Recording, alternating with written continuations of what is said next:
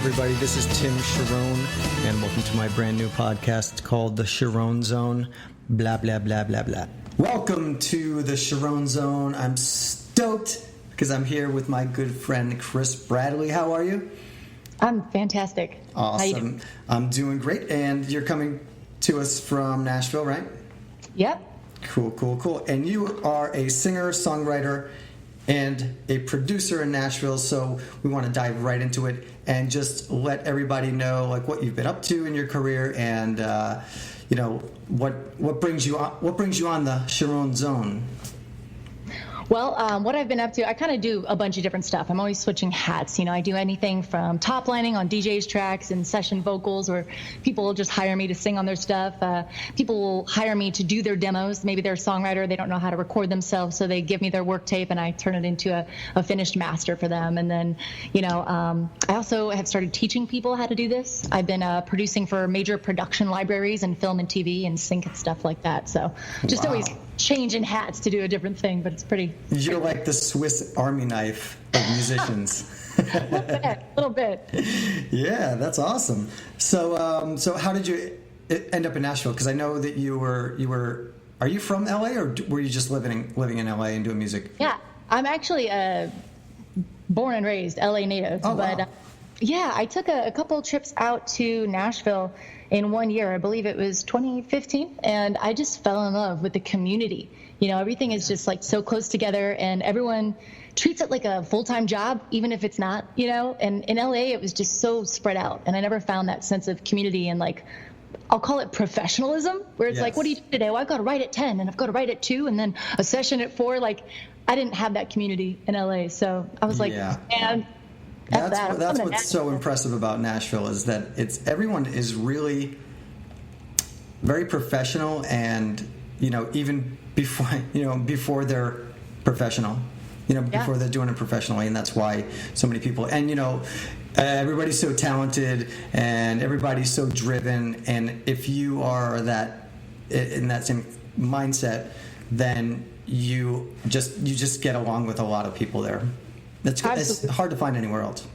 Yeah, it's a total mastermind there. You're around people like-minded people, and that's just so powerful. So absolutely. That's what brought me here. That's awesome. So how did you start producing? Because actually when I first met you, I knew that you were a singer and songwriter, but I didn't know that you were also a producer. Yeah, I actually got started producing because I couldn't afford to get demos done anymore. Like I'd work with publishers and they'd be like, oh, this is a great song. You need to get a track guy on it. And I'm like, okay. And I forked out money a couple times. So I'm like, wait, okay, I write a lot of songs. Like, it's a pretty expensive habit. So I started learning how to produce my own songs. And then it just happened really naturally that friends and other people started getting referred to me like, hey, can you produce my song? How much would that cost? And it just kind of developed into what it is now, which I'm doing it full time professionally, which is just kind of incredible. I mean, I don't have to put on real pants most days, and that makes me very happy. That is awesome. Yeah. So now you're like, you need a track girl. What's that? Right. Now instead of a track guy, you need a track girl.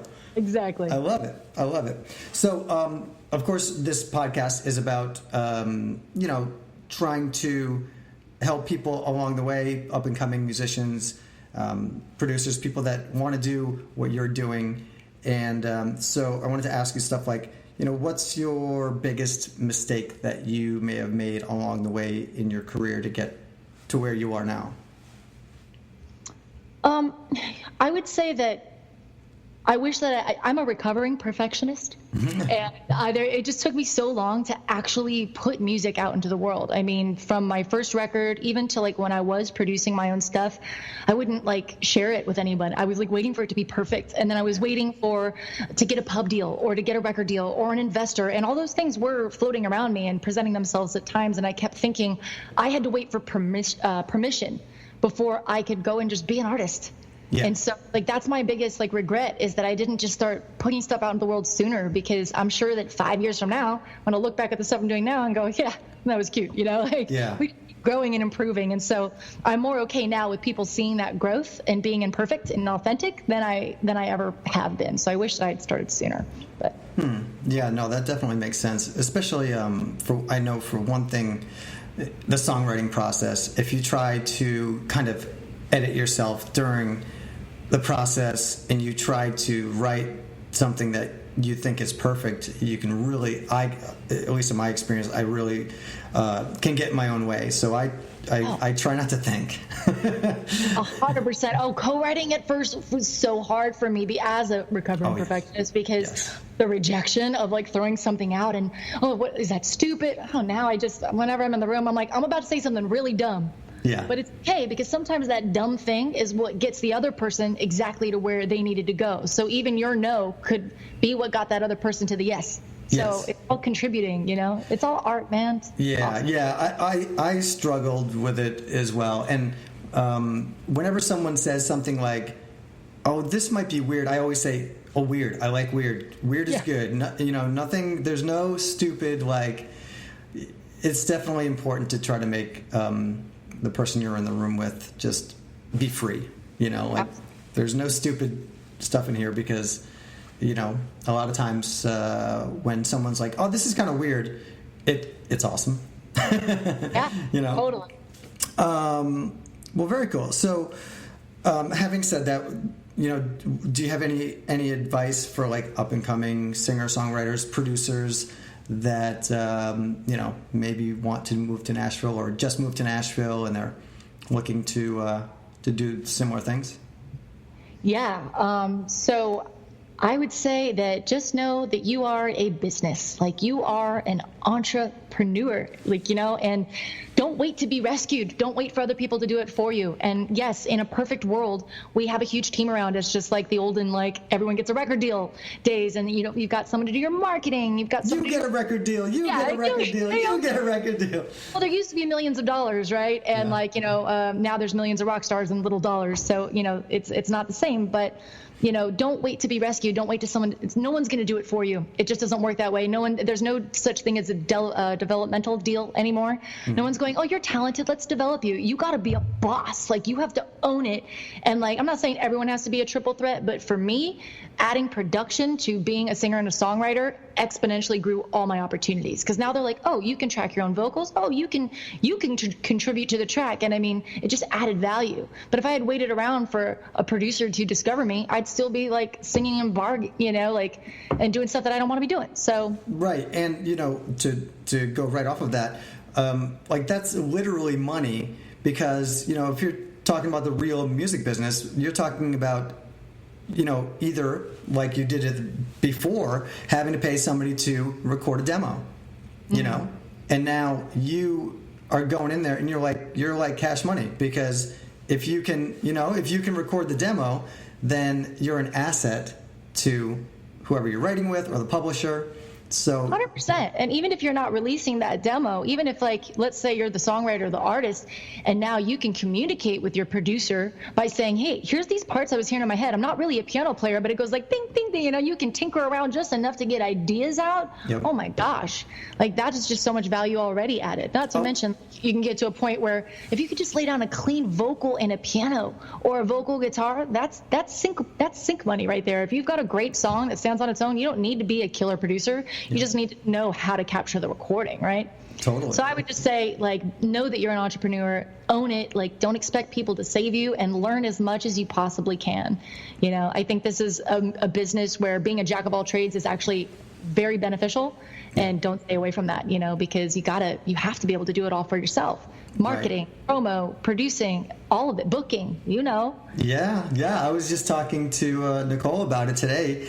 I'm sitting here doing I taught myself Photoshop. I'm doing for the and I have, like we were talking about earlier, we wear so many hats, and that's part of how you can be successful today is you have to be able to do a little bit of Photoshop. You don't have once you get to a certain point, then you can hire people, and for my really important stuff I do that, but for half of it, I just do it myself, and it's it can be overwhelming, but you definitely don't want to be limited, because especially now compared to 10 years ago or 15 years ago, there's seemingly 5 billion more songwriters, there's 5 billion more singers, Right. And if you're just one of them, then your odds are a lot better to be more successful if you could, just like you said, if you're a triple threat and you have other things that you can bring to the table and that add value to other people. 100%. So let's see. So tell us more about this, because I know that you have the course that is teaching people how to be a Swiss Army knife like yourself. I like that. I can do. I'm gonna keep using that. Yeah, that's cool. And a triple threat. So tell me more about this and what you're teaching and how you're doing it. Sure. So I have a company called Produce Like a Boss, where I'm teaching artists and songwriters and producers how to produce their own music. And I have a new course. It's the first course. It's kind of an introductory / let's say it's like a beginner / intermediate course for how to produce your music. Mm-hmm. And the first course is called From Voice Memo to Demo. So I literally take like a voice memo that's on my phone. It's like a shitty recording that I just use, like, the iPhone voice memo record. And then I pull it into Logic, and we sit there and we look at it together. We pull out a lyric sheet and we listen and we say, okay, what instruments would really suit this lyric and this tone? You listen to the rough work tape to say, oh, this is actually kind of like a pop country song. Okay, what goes in a pop country? Well, it's going to have these synthetic elements and these pop elements, but also some real elements and, organic stuff like acoustic guitars. And we just start building like the palette, And then from there, I just walk you through it. It's literally a step-by-step process where I just hold your hand and like take you through from that part of it all the way through mixing and then through mastering, so that by the end you've got a full-blown mixed and mastered demo. That is slamming. From memo to demo. From voice memo to demo. I love it. I've created a bunch of worksheets too, like an EQ guide, and like I call this one sheet, it's the IPP sheet, which is instrument plugin and purpose. Mm-hmm. So if I'm using like a synth, for example, like called like windy chimes, I'm making that up, but it's like, oh, why did she use windy chimes and they only came in on the second verse? And it's like right here, it says what the plugin is that I used and why. Oh, I put these in here as a counter melody because it added a lift to the second verse so that it wasn't boring by copying the first verse and stuff like that. So it makes you understand arrangement more. Mm-hmm. So basically it's geared towards the singer-songwriter, because I feel like we speak a different language than the engineer-brained people that are like really into techie stuff and like gearheads. And no offense, like I love gearheads, but I'm not one of them. Like I've been doing it. So I don't work with outboard gear. I'm all in the box, and I'm all about I'm all about the song. Before, like, oh, we did this on a vintage ribbon mic. Like, I don't give a fuck about that.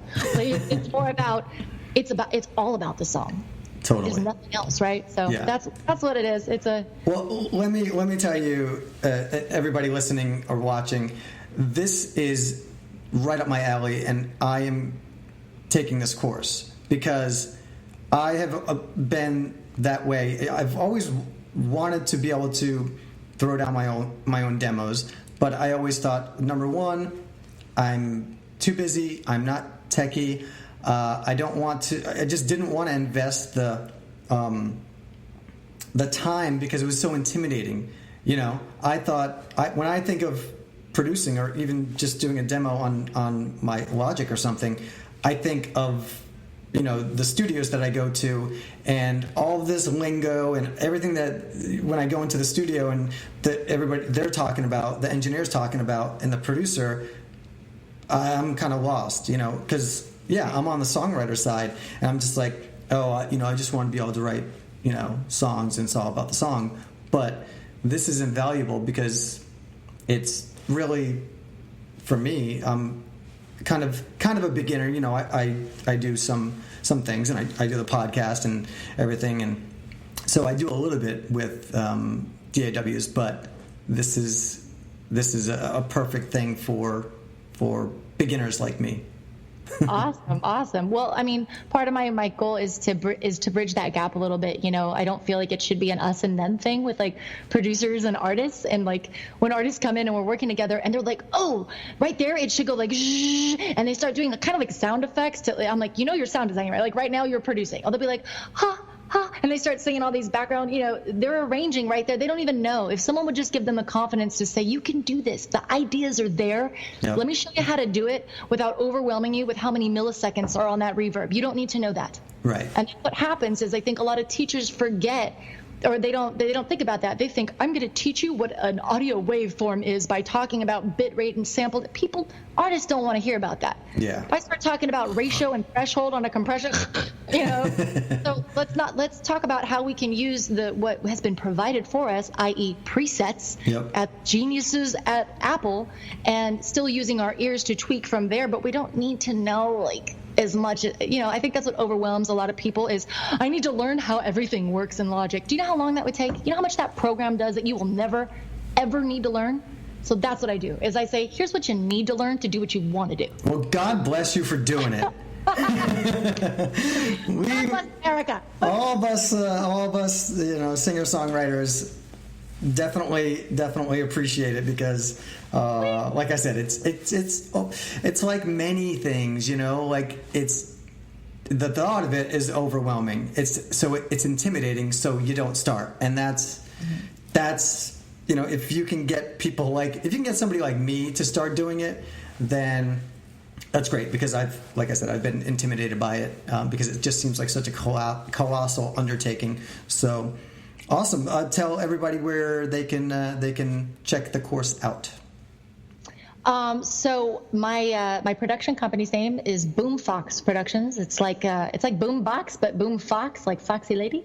So it's boomfoxproductions.com is where you can find me as a producer and a teacher. And I think we're going to leave a link in the show notes as well, right? Yes, I will put a link to the course down there and everywhere. Also, the course is only open for a week. It's not around forever. I forgot to mention that. It is a limited time. It's too much for me to keep it going all the time because of the management that needs to be done with the members. So it's only open for a limited time. So just keep that in mind. Okay, so everybody check it out as soon as you listen to this or as soon as you watch it. And get in there and be part of Kris's community in there. I'll see you guys in there. Yay! Cool. Well, thank you, Kris Bradley. We really appreciate you being on the Charron Zone. And everybody, go check her out because you want to be a Swiss Army knife. Thanks for having me, Tim. All right.